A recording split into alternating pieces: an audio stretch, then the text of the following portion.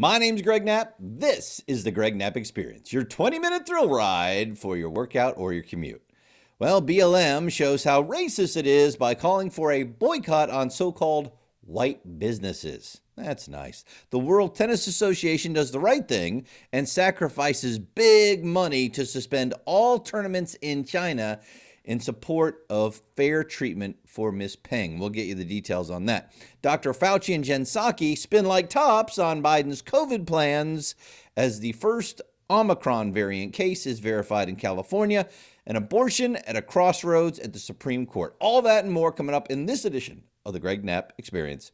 Let's go. All right, so we'll start with this Black Lives Matter thing at the national level. Black Lives Matter movement's national arm, according to Jessica Chasmar, is leading a boycott of, quote, white companies, end quote, until New Year's Day, encouraging supporters to help end white supremacist capitalism by visiting only black-owned businesses during the Christmas shopping season. Let's see. So treating people differently based on their skin color is what Black Lives Matter is calling for. And to punish a group of people based on their skin color. Isn't that the definition of racist discrimination? No, they're against discrimination. This is exactly discrimination. We are living in a bizarre world where it used to be that when you said, hey, listen, I think making skin color the most important thing about somebody and saying that they're all part of a group because they have the same skin color and this group is inferior to this group because of their skin color, and we should treat them differently because of their skin color. And this group of their skin color, they've done a bunch of things. People like them have done a bunch of things that we don't like in the past, and we're going to hold all of them guilty for that. That used to be called racism. It still is. But now, no. If you don't say skin color is the most important thing and don't treat people differently based on their skin color, now you're called a racist. Yes, we are living in a bizarro world. Eventually, though, I think people are starting to figure out Black Lives Matter. The Black Christmas website says, we're dreaming of a Black Christmas. That means no spending with white companies. Isn't that nice? The organization calls for supporters to also, quote, move your money out of white corporate banks that finance our oppression and open accounts with black-owned banks, end quote. Yeah, that's what all the banks are out there trying to oppress black people right now. Really? I think most people of all skin colors are starting to understand just how racist and ridiculous the BLM people are and the BLM movement is. Because that's what it was founded on, is the Marxist racism that you are seeing come out of them. And the mainstream media doesn't want to cover it because they're afraid. They're afraid they won't be called woke. They're afraid they'll be accused of being racist. Eventually, shut up, you're a racist is not a good argument. And I think it's starting to get to that point. And certainly, shut up, everything is racist except us is not a good argument, and people are starting to figure it out. This was a blog post last week announcing the event. Quote, as BLM-LA organizer Jan Williams reminds us, capitalism doesn't love black people. In fact, white supremacist capitalism invented policing, initially as chattel slavery-era patty rollers, in order to protect its interests and put targets on the backs of black people. Well, forms of policing have been around since basically forever in order to protect people, and nothing has lifted more people out of poverty. Nothing has lifted more people of all skin colors all around the world out of poverty faster or more than capitalism. Even communist nations have carved out areas for capitalism in order to get their economy going. China ring a bell? Yeah, nothing has done more. And by the way, policing helps everyone of all skin colors. I wonder what a black-owned business would do if somebody came in and started robbing him. You think they might call the police? No, we'd call a social worker. No, I don't think so. And I wonder how a BLM-owned business would like these organized, rolling, shoplifting groups to just come barging into their business and dig up all their merchandise and run. You think they might want to call the police? Man, these people have gone off the deep end. You used to just write these people off, but now because of how crazy our whole system has gotten, there are people actually taking them seriously. I think the average American is saying, Okay, so now we go to the World Tennis Association, which I think has shown great courage and what's the word I'm looking for? Just moral reasoning, really, and supporting their people. Because Chinese, as CBS reminds us, Chinese tennis star Peng Shuai went missing for 18 days after she accused a former Chinese Communist Party leader of sexual assault. This happened back on November 2nd. She claimed retired Vice Premier Zhang Guoli forced her into sex 3 years ago. Now, they've deleted the online post to the Chinese media site Weibo, and she went missing for 18 days. But then there was this highly scrutinized video Chinese state media released of her at a restaurant in Beijing and an alleged video call with the president of the International Olympic Committee. And so everything's fine. No. The CEO of the World Tennis Association, Steve Simon, I'm sorry, did I say World Women's Tennis Association? I apologize. The Women's Tennis Association, CEO Steve Simon, he has come out and said, yeah, we're going to suspend all tournaments in China because of the censorship of Peng and the failure to fully investigate her sexual assault allegations, and he's not sure that she's safe. Now, the Women's Tennis Association in China had a big-time working relationship going. Right now, China currently hosts 11 Women's Tennis Association tournaments, and the tour finals are in Shenzhen. But so what? Steve Simon says, we're not going to be like the NBA. We're not going to be like Disney. What do you mean Disney? Oh, yeah, you didn't see this last week? Disney Plus blocked users in Hong Kong from accessing an old episode of The Simpsons. See, in that episode, they showed the family visiting Tiananmen Square and discovering a monument that read, quote, on this site in 1989, nothing happened, end quote. That's good humor from The Simpsons because, of course, something huge happened in Tiananmen Square that China has now censored and put down the memory hole, and you're not allowed to talk about it in China. Well, evidently, Disney Plus won't let you talk about it either, at least not in Hong Kong, because they're about the money. And Hollywood does the same thing, letting China censor Hollywood movies in order to be played in China because they want the big bucks. Yep. So Steve Simon, Women's Tennis Association, says, nope, we're not doing that. It says Peng Shuai demonstrated the importance of speaking out, particularly when it comes to sexual assault, and especially when powerful people are involved. Listen to what Peng said. Peng said in her post that's now been deleted, quote, even if it is like an egg hitting a rock, or if I am like a moth drawn to the flame, inviting self-destruction, I will tell the truth about you. Talking about her sexual assaulter. Man, that's some pretty deep writing and some pretty good stuff. Since then, Peng's message has been removed from the internet. Discussion of the serious issue has been censored in China. He says he still has serious doubts whether she is free and safe. And he says, I'm announcing the immediate suspension of all Women's Tennis Association tournaments in China, including Hong Kong. I hope leaders around the world will continue to speak out so justice can be done for Peng and all women, no matter the financial ramifications. Good for them. He says to further protest Peng and many other women throughout the world, it is more urgent, it is more urgent than ever for people to speak out. It's good stuff. Well, in just a second, I want to talk to you about what's going on with Dr. Fauci and Jen Psaki. They're spinning like a top on COVID. But if you're enjoying the show, I'm asking you to please be a part of the movement to combat the far left's version of America and rally around what makes us exceptional. So please share the podcast with others. Follow it, subscribe to it, review it. Tell 3 friends to tell 3 friends, and let's really grow this thing. I appreciate you being a part of the movement. Like me on Facebook. It's the Greg Knapp Experience Facebook page, and you can follow me on Twitter and YouTube and Rumble and Parler and Gab. We're just going to start making some up soon. All right, so I appreciate that. So here we go with what's going on with Dr. Fauci and Jen Psaki. I had a presser for what's going on with COVID, including what's going on with this Omicron thing. And there's a couple of very interesting pieces I want to play for you, some audio, because both Dr. Fauci and Jen Psaki said some things that are either not true or really, really crazy. So Jen Psaki, White House spokesperson, was asked about Biden's infamous promise to shut down the coronavirus. Remember, he would shut it down. The answer from Jen Psaki, we're working on it. But then we had Peter Doocy reminding Jen Psaki that at one point, Joe Biden said, if over 200,000 people die on your watch, then you shouldn't be president anymore. So more have died now under Biden. What's the deal? Listen to this. one. In 2020, when roughly 220,000 Americans had already died of COVID, Joe Biden said about Trump, anyone who is responsible for that many deaths should not remain as president of the United States of America. Is that still the standard now that more Americans have died under President Biden than President Trump? Well, I think the fundamental question here is, what are you doing to save lives and protect people? And the former president was suggesting people inject bleach.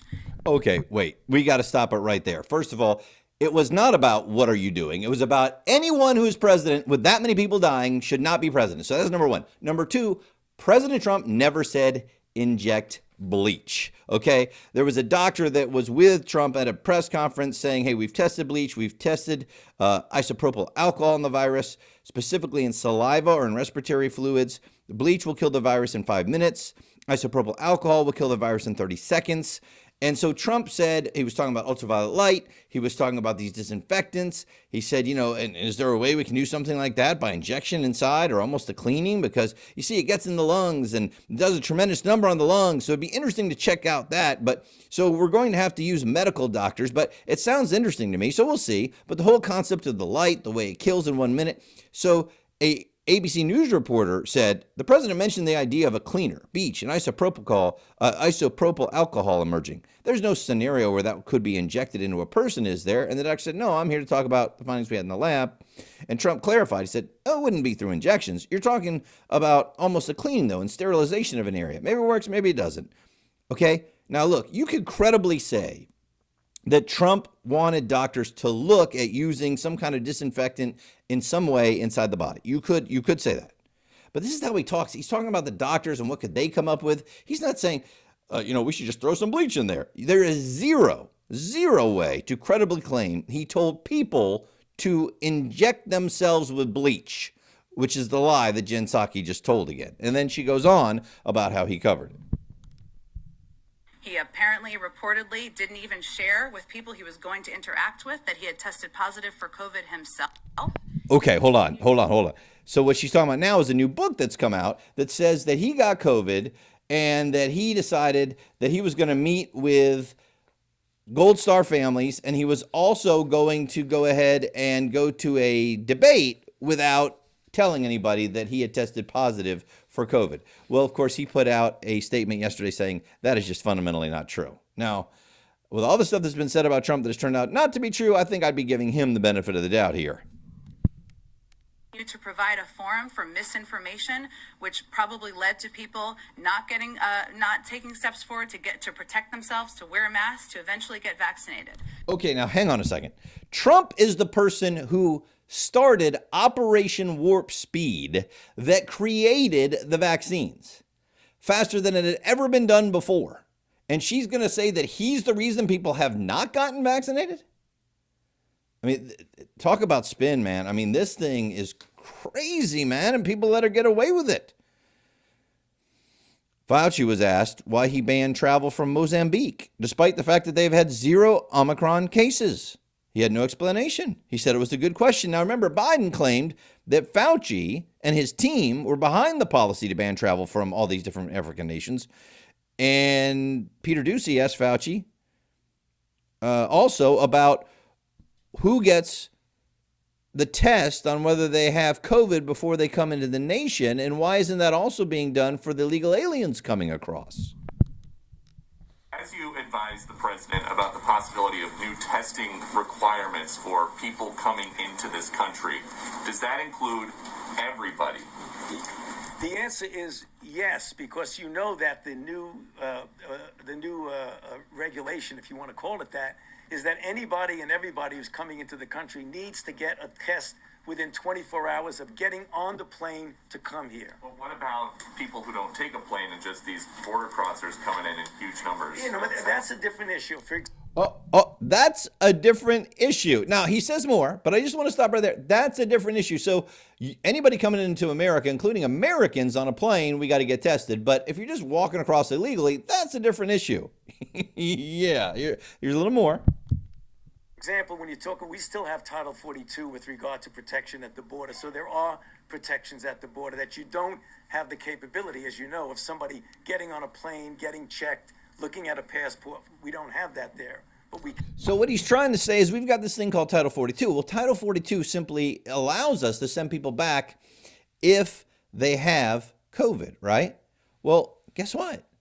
If we're not testing them, how do we know if they have COVID? We're not testing people coming across the border. And in fact, even when we know people have COVID, we have still been letting people in with COVID who have been coming across the border illegally.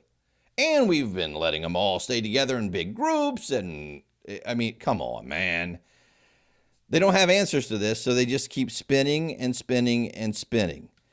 Man. Meanwhile, we've got the new variant making its way into America via California. Here's the latest on it. The first U.S. Omicron case. It's in California. The person was a traveler, and the person has mild COVID symptoms, has not been hospitalized, and is improving, and by the way, was fully vaccinated. But Greg, he didn't get a booster shot. No, that's true. He had not had a booster shot because the person has not been 6 months away from the full vaccination. So he's not at a time where you would get a booster shot. Well, then we need earlier boosters. That must be the problem. We'll keep an eye on what's going on with the Omicron variant. In-N-Out Burger is, according to CBS LA, defiant as enforcement of LA's proof of vaccination requirement for indoor dining begins. In-N-Out Burger, very famous fast food restaurant in California.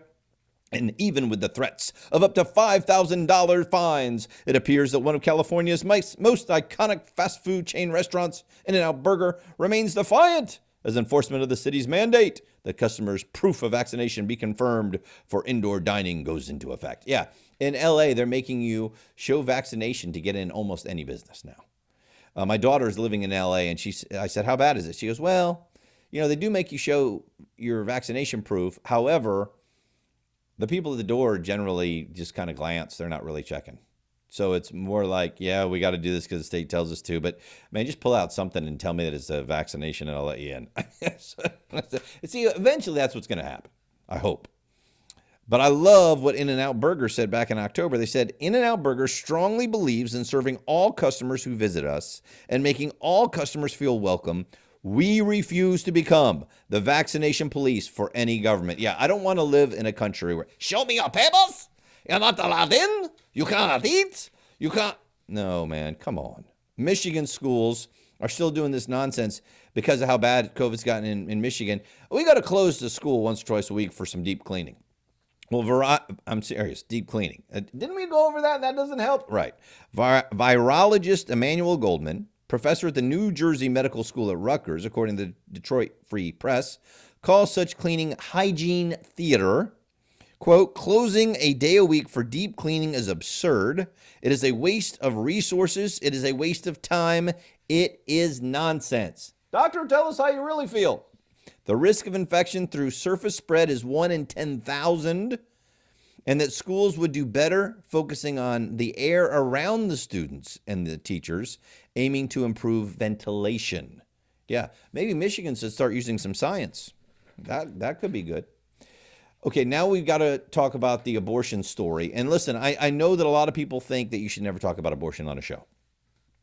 Greg, nobody's going to change their mind. You're just going to make people turn off the radio or the podcast, because I was in radio for a long time. And I've always rejected that because I said, you know what? My audience is smart. My audience wants to talk about everything that's in the news and that's important. And the idea of the so-called right to an abortion in the Constitution being overturned is a pretty big deal. And I think we can talk about it in a way that we can really start to figure out what the Constitution says or doesn't say about it and the way that our society should handle it without yelling at each other, right? So I like the Wall Street Journal says, look, the Supreme Court is taking up this case. Will the court in Dobbs versus Jackson Women's Health Organization settle for an incremental ruling that upholds the Mississippi ban on abortion after 15 weeks, but doesn't overturn Roe v. Wade and Casey? Or will it overturn those misguided precedents and return the regulation of abortion to legislatures in the states? And that's really the crux of the constitutional argument is, does the Constitution say you have a right to an abortion? Because if it doesn't, then it's left to the states. And really, even a lot of liberal lawyers say that Roe v. Wade and the Casey decisions were really bad constitutional law. So shouldn't they be changed? No, they're stare decisis and precedent. See, once you have a Supreme Court ruling, you can't change it. You've got to give due respect to these precedents that have been passed down year after year after year. Well, precedents like, I don't know, maybe separate but equal, right?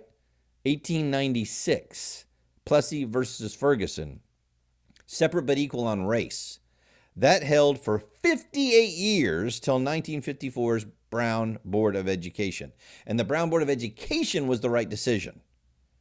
So 58 years for that. Roe v. Wade's only been around 48 years. And it's not about how long it's been around. It's about, was it the right constitutional decision? Because remember now, that's all the justices are supposed to be deciding. The justices are not supposed to look at morals. The justices are not supposed to look at public opinion. The justices are not supposed to look at different laws around the world. The Supreme Court justices have sworn to uphold the Constitution of the United States of America, and that's it. They are unelected justices. They are not people who are supposed to be writing our laws. We elect other people to do that. So that's really all that is about. So what could the justices do? Well, they could declare the Mississippi law unconstitutional. They could. They could also uphold the Mississippi law saying no abortions after 15 weeks without overturning Roe v. Wade and Casey. They could just say they've modified Roe's original analysis of when life begins, viable life, and that's when, therefore, you can't have an abortion.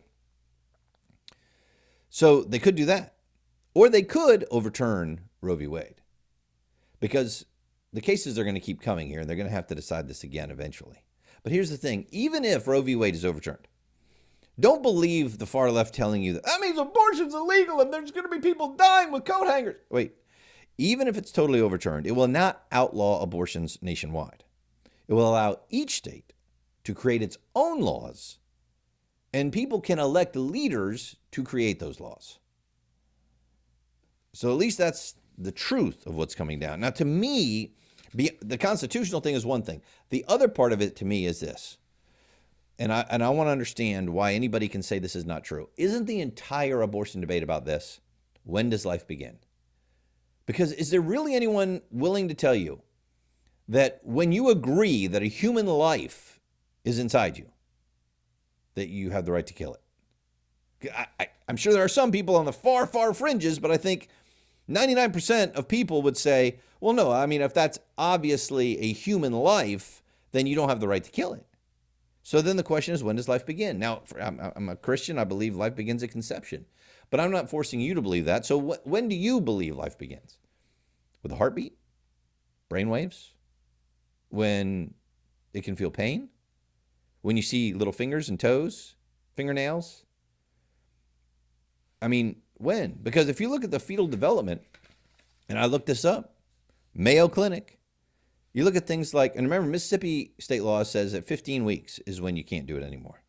You can't kill the baby.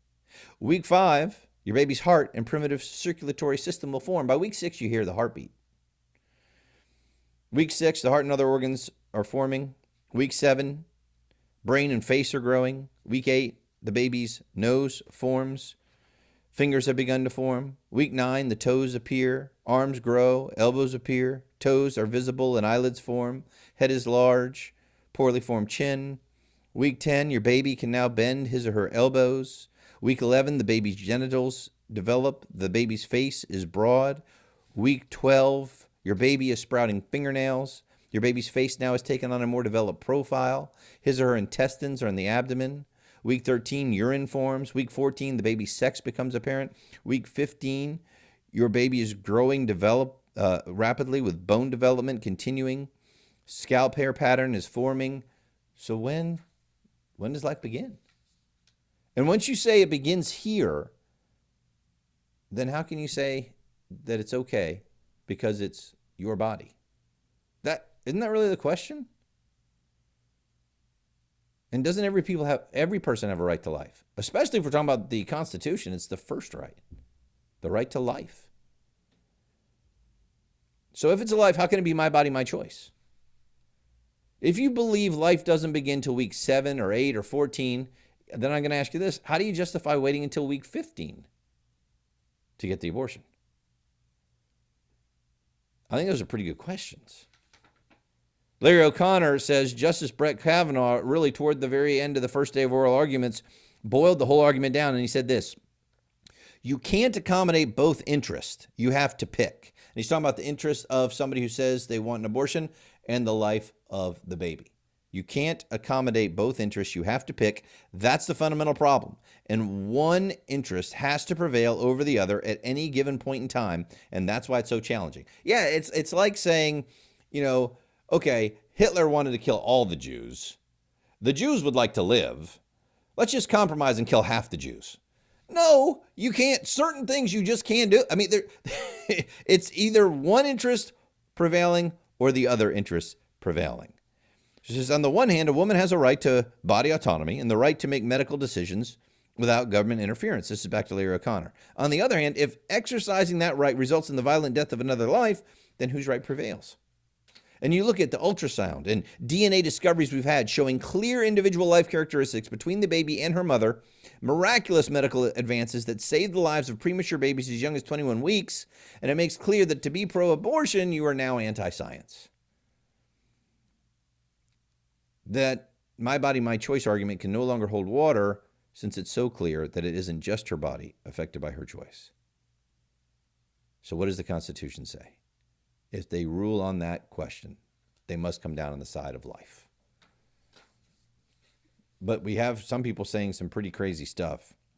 We have one U.S. senator saying that, and her name is Jean Shaheen, Democrat, New Hampshire.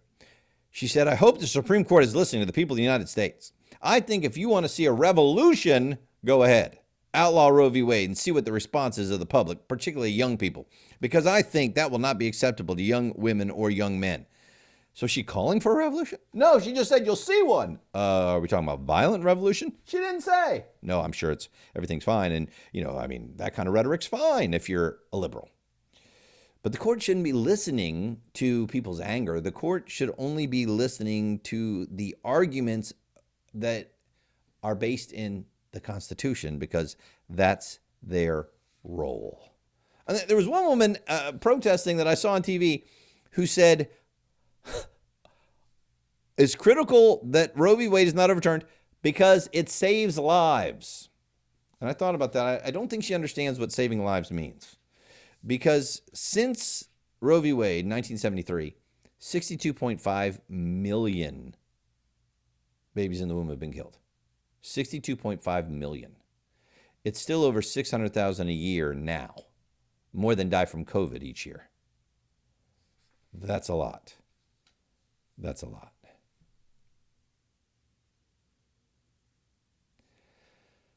My name is Greg Knapp. This is the Greg Knapp Experience.